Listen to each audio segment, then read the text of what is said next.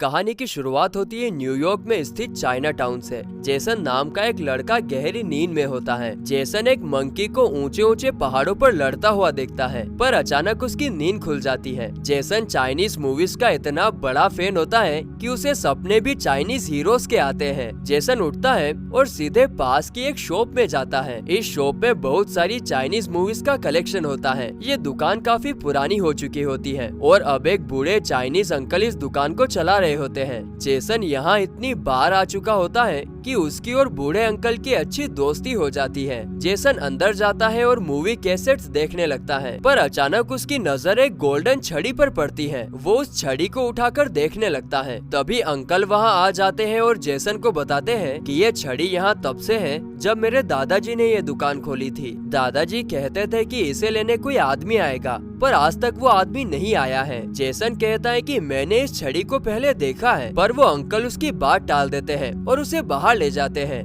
Jason को वापस घर जाते टाइम एक लड़की दिखती है और वो उससे बात करने लगता है, पर तभी वहाँ कुछ बदमाश लड़के आ जाते हैं और जेसन को बुली करने लगते हैं। एक लड़का कैसेट्स देखकर कहता है कि जेसन उस बुढ़े शॉप ओनर का दोस्त है। ये बात सुनते ही उनका लीडर लूपो कहता है कि क्या तुम हमें उस बुढ़े की दुकान में एंट्री दिलवा सकते हो। जेसन ना चाहते हुए भी उन बदमाशों को शॉप में ले जाता है। वो बदमाश लड़के शॉप में घुसकर बूढ़े अंकल से पैसे के बारे में पूछते हैं, पर अंकल बताने से साफ मना कर देते हैं, जिसके बाद वो लड़के शॉप को लूटने लगते हैं। अपनी शॉप को बर्बाद होता देख बूढ़े अंकल उस गोल्डन छड़ी से एक बदमाश पर हमला कर देते हैं। ये देखकर लूपो अंकल को गोली मार देता है। अंकल जेसन से कहते हैं कि तुम ये छड़ी इसके असली मालिक तक पहुंचा देना। जेसन तुरंत वहां से जान बचाकर भागने लगता है और बदमाशों को लगता है कि जेसन अब पुलिस को सब कुछ बता देगा, इसीलिए वो भी उसका पीछा करने लगते हैं। जेसन उस छड़ी को लेकर भागता हुआ बिल्डिंग की छत पर पहुँच जाता है, पर लूपो और उसके साथी भी वहाँ पहुँच जाते हैं। अब लूपो जेसन को गोली मारने ही वाला होता है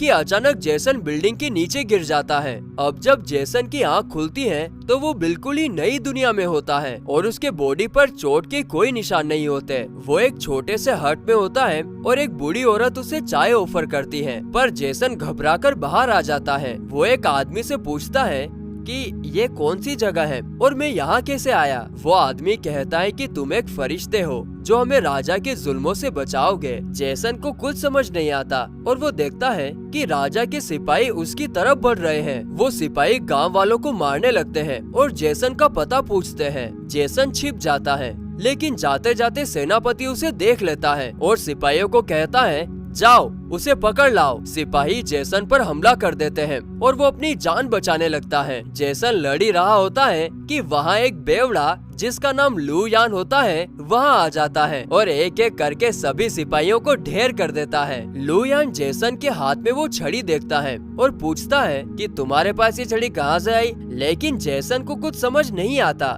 कि उसके साथ क्या हो रहा है। लू यान जेसन को अपने साथ एक बार में ले जाता है और बताता है कि बहुत साल पहले एक भविष्यवाणी हुई थी कि एक आदमी आएगा और सभी मासूम लोगों को जेड वारलॉर्ड के हाथों से बचाएगा। जेसन कहता है मगर मैं कैसे बचा सकता हूँ किसी को, जिस पर लू यान कहता है कि तुम्हें ये छड़ी मंकी किंग को लौटानी होगी। मंकी किंग को उसकी छड़ी के साथ हराना इम्पॉसिबल है। दरअसल तुम इस वक्त हेवन में हो और हेवन पर किंग जेड का राज है। अभी हेवन की देखभाल जेड वारलॉर्ड करता है। तुम अपने सपने में जो कुछ देखते थे वो यही का सीन होता है और वो बंदर ही मंकी किंग है। मंकी किंग पहले एक खतरनाक फाइटर हुआ करता था और अकेले ही जेड की पूरी सेना पर भारी पड़ता था। उसकी लड़ाई के चर्चे पृथ्वी लोक से लेकर पंच तत्व के पहाड़ों तक थे। पंच तत्व पहाड़ वो पहाड़ है जहाँ दुनिया की सभी अमर आत्माएं आती हैं और अमृत पीती हैं। इस अमृत को पीने वाले इंसान के सभी दुख दर्द खत्म हो जाते हैं और फिर उन्हें कोई नहीं मार सकता। किंग जेड 500 सालों में एक बार इन पहाड़ों पर आते हैं और अमृत पीते हैं। एक बार मंकी किंग भी वहाँ पहुँच गया था और उल्टी सीधी हरकतें करने लगा। किंग जेड उसे देखकर हंसने लगे और जेड वारलॉर्ड को कहा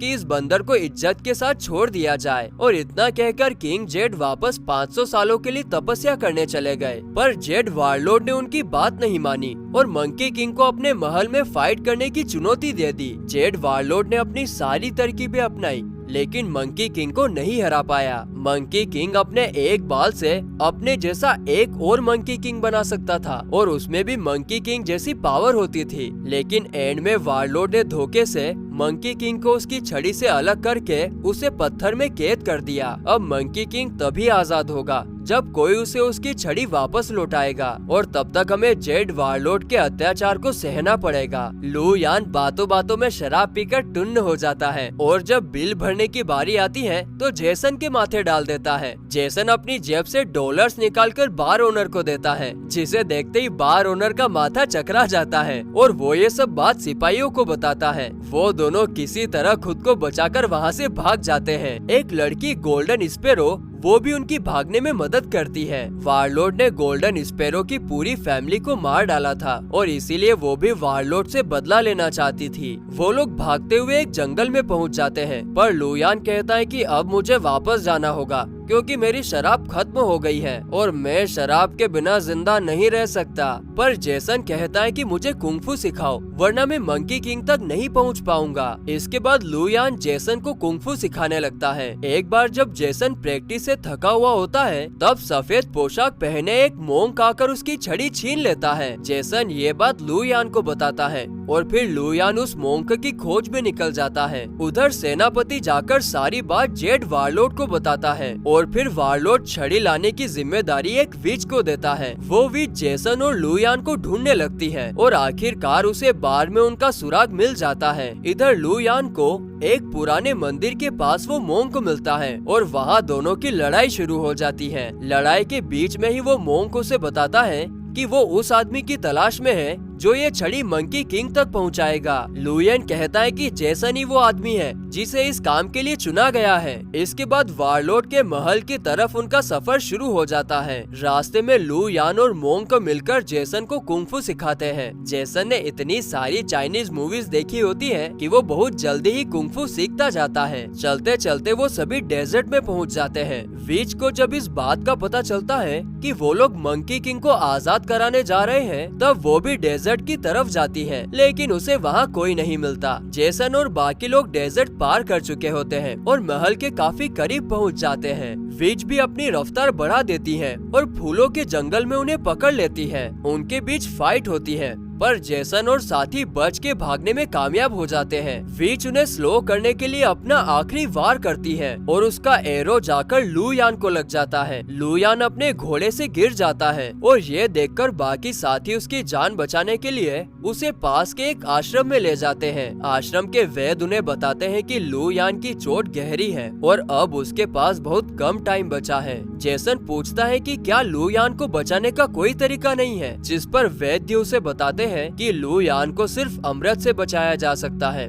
और ये अमृत वारलॉर्ड के महल में है। जेसन न आओ देखता है न ताओ और सीधे जेड वारलॉर्ड के महल में पहुंच जाता है। वारलॉर्ड उसे कहता है कि मैं तुम्हें अमृत दे दूंगा पर तुम्हें विच को हराना होगा। जेसन रेडी हो जाता है और विच से फाइट करने लगता है, लेकिन विच बहुत ही पावरफुल होती है और बड़ी आसानी से जेसन को हरा देती है। वारलॉर्ड छड़ी लेकर उसे जलते हुए लावा में फेंक देता है, लेकिन तभी मोंक वहां आकर छड़ी को बचा लेता है और उनसे फाइट करने लगता है। गोल्डन स्पैरो भी फाइट में उसकी मदद करती है। इधर मौका देखकर जेसन अमृत उठाकर लू यान के पास फेंक देता है और उसे पीते ही लू यान पूरी तरह से ठीक हो जाता है। घाव भरते ही लू यान भी फाइट में इन्वॉल्व हो जाता है। लू यान विच को धूल चटा देता है। इधर मोंक वारलॉर्ड से हारने लगता है और समझ जाता है कि वारलॉर्ड की पावर्स का मुकाबला करना उसके बस की बात नहीं। मोंक छड़ी जेसन के पास फेंक देता है और कहता है कि इस छड़ी से मोंक किंग को छू दो।